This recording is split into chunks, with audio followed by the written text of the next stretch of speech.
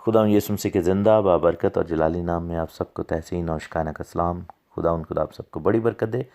और मैं खुदा उनका शुक्र करता हूँ, उसकी तारीफ़ करता हूँ कि किस तरीके से खुदा ने हमें बरकतों पर बरकतें दी हैं और अपनी रहमत और फजल को हम पर हमेशा बनाए रखा है। खुदा उनका जलाल ज़ाहिर हो, उसकी सताइश की जाए, क्योंकि वो रास्तबाजी के फलों से यीशु मसीह के सबब से हमें भर कर रखता है, हमें मामूर रखता है। और हम उसकी खुशखबरी की मुनादी करते हैं, क्योंकि मसीह हमारे लिए है और मसीह में हमें ज़िंदा रहना है, मसीह में हमें जो है आगे बढ़ना है, मसीह में हमेशा की ज़िंदगी को हासिल करना है, मसीह ही में हमें हमेशा के लिए जो है उस कसरत की ज़िंदगी को लेना है जो मसीह के सबब से ही मुयस्सर है, मिलती है। जो खुदा उनका बड़ा शुक्र हो, खुदा उनकी तारीफ़ हो। हम खुदा का बहुत शुक्र करते हैं।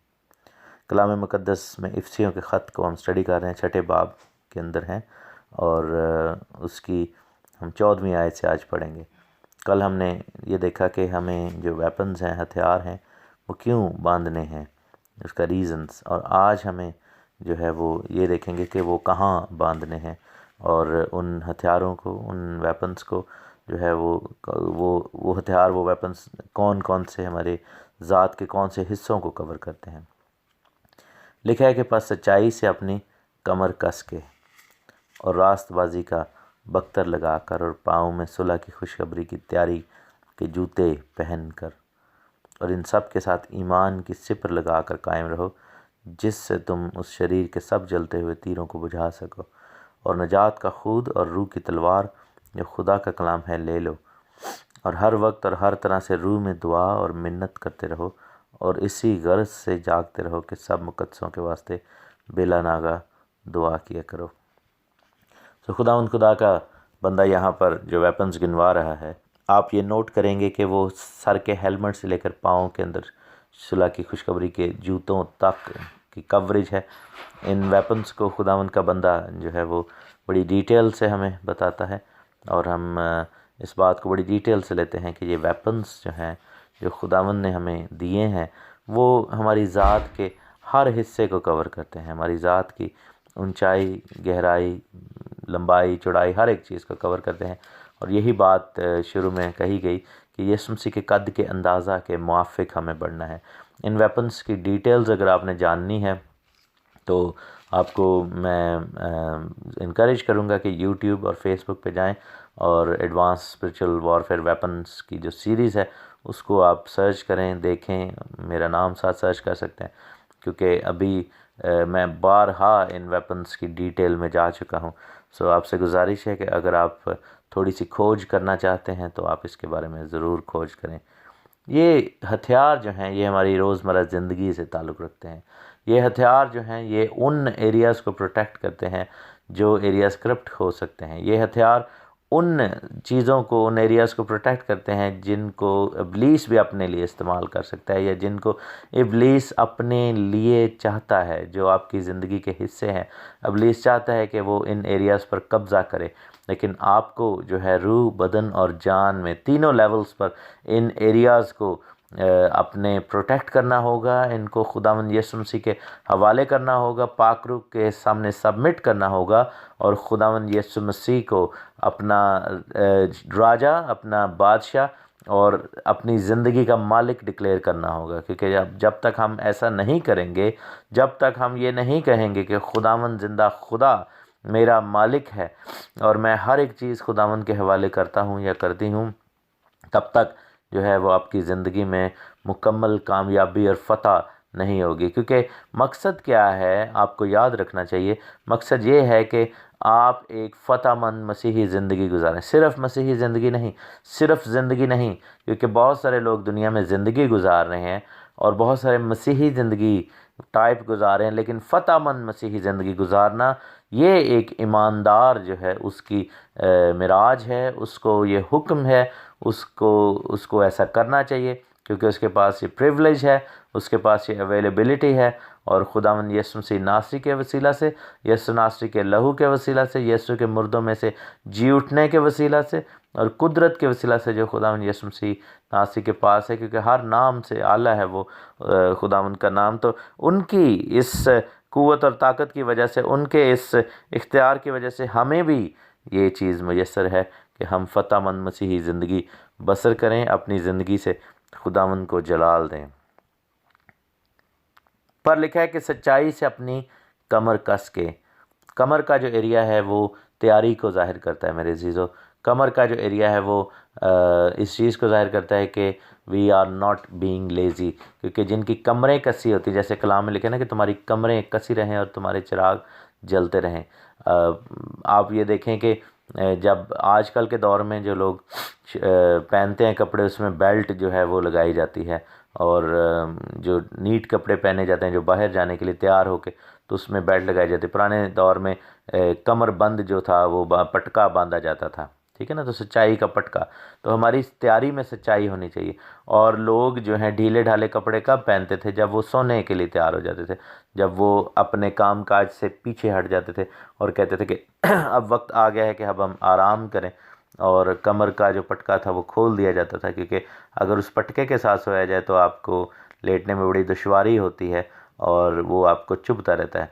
तो उनको आप देखें कि आजकल भी जिसको नाइट सूट कहा जाता है वो मोस्ट रिलैक्सिंग या कह लें कि बिल्कुल सादा होता है, जिसमें कोई तकलीफ़ ना हो। लेकिन खुदावंद का रूह कहता है कि हमें सच्चाई से कमर कस के रखनी है। दैट मीन्स कि जब तक मसीह की आमद नहीं हो जाती हम रूहानी तौर पर रिलैक्स नहीं हो सकते, हम तैयारी के मोड में ही रहेंगे।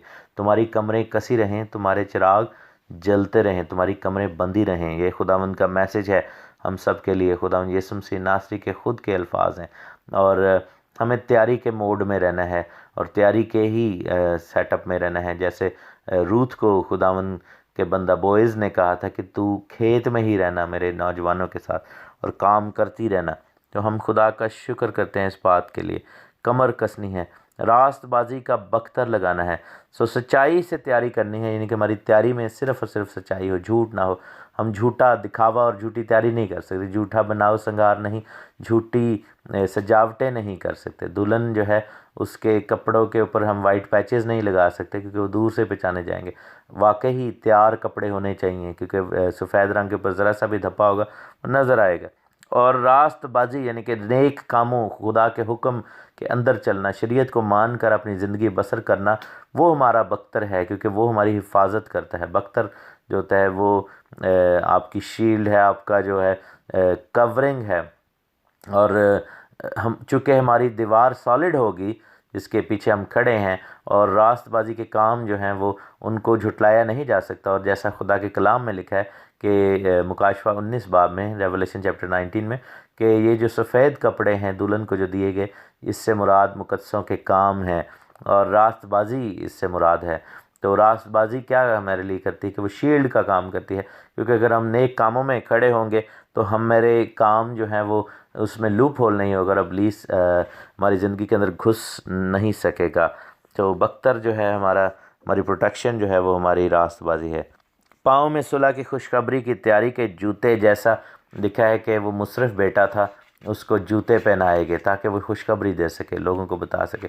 सो ना सिर्फ हमें कमर बांध करके तैयार रहना है, और ना सिर्फ हमें रास्तबाजी में खड़े होना है जो हमारे लिए बख्तर का बायस होगा, बल्कि हमें अंजील की मुनादी और खुदावंद की बादशाही का पैगाम जो है वो लोगों तक ले लेकर जाना है। और जूते इसलिए कि हमारे कदम हमेशा चलते रहें और हम हमेशा खुदावंद की निजात का पैगाम, खुशखबरी जो है वो लोगों तक लेकर जाएं और बार बार लोगों को बताएं।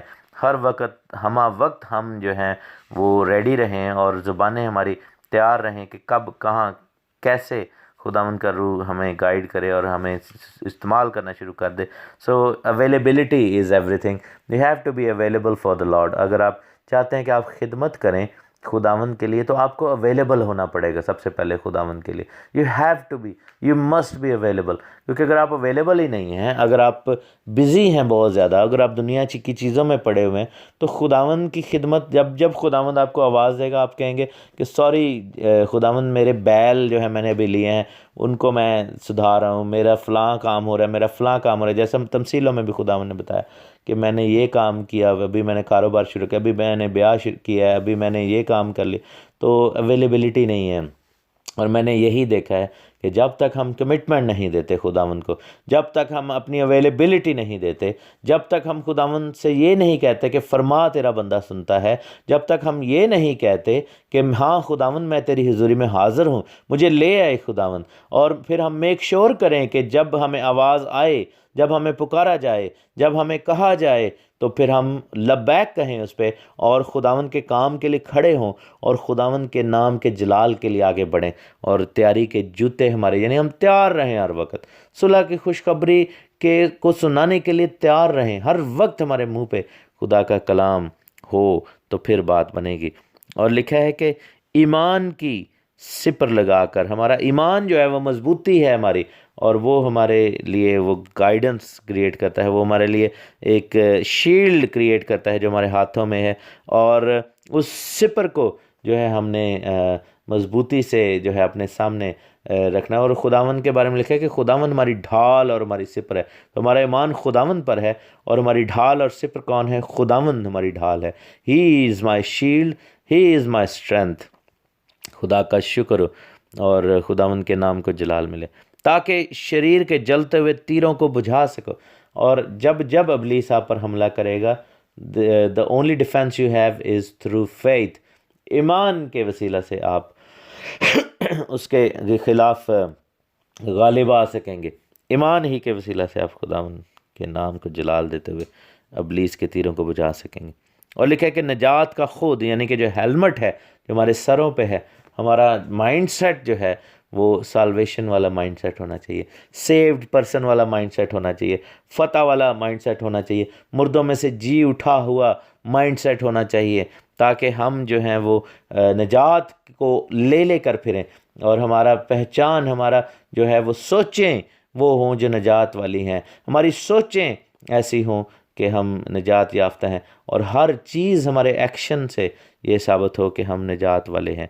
और रूह की तलवार जो खुदा का ज़िंदा कलाम है ले लो, हमें अपने हाथों में रूह की तलवार लेनी है, और ये ऑफेंसिव वेपन है, इसके वसीला से हमने इब्लीस पर हमले करने हैं और इब्लीस के काम को हमने गिराना है। और लिखा है कि वो कैसे हम इस्तेमाल करेंगे, क्योंकि लिखा है कि हर वक्त हर तरह से रूह में दुआ और मिन्नत करते रहो। रूह की तलवार आप कैसे चलाएंगे? जब आप दुआ और मिन्नत रूह में करेंगे, जब आप गैर ज़ुबानों में दुआ करेंगे, जब आप पाक नेमतों को इस्तेमाल करेंगे, तो रूह की तलवार चल रही होगी।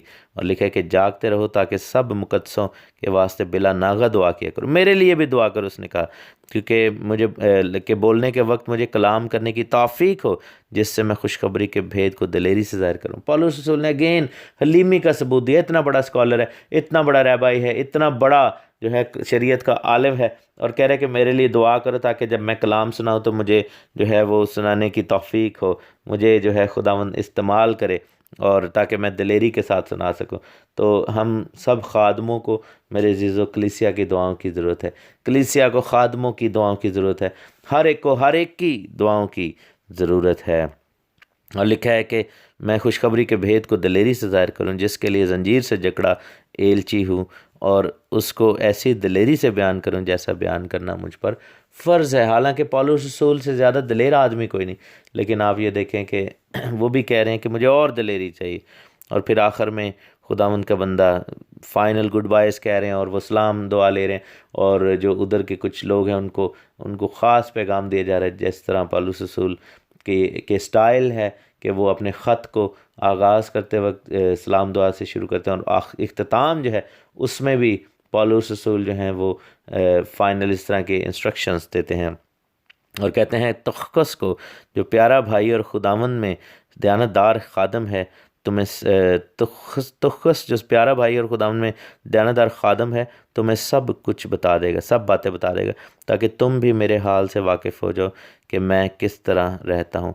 तो जहाँ पर पौलुस रसूल थे, मेरा ख़्याल है कि रोम की कैद में ये ख़त लिखा गया होगा। When he was around, he was captured in Rome, और वो वहाँ पर कितनी देर रहे, और मोस्टली जो उन्होंने ख़त लिखे थे वो उसी टाइम पे लिखे थे कलीसियाओं को, जिनके साथ उनका प्यार था, जहाँ पर वो रहे थे, जहाँ पर उन्होंने खिदमतें की थी। और तखकस नाम का जो बंदा था वो उनके साथियों में से था, तो उनको ये ख़त देकर भेजा गया कि वो जाएं और जाकर इफ्सियों को ये ख़त पढ़ कर सुनाएं, और इफ्सियों की जो कलीसिया है वो आगे से जवाब दें और उनको हाल मालूम होता रहे।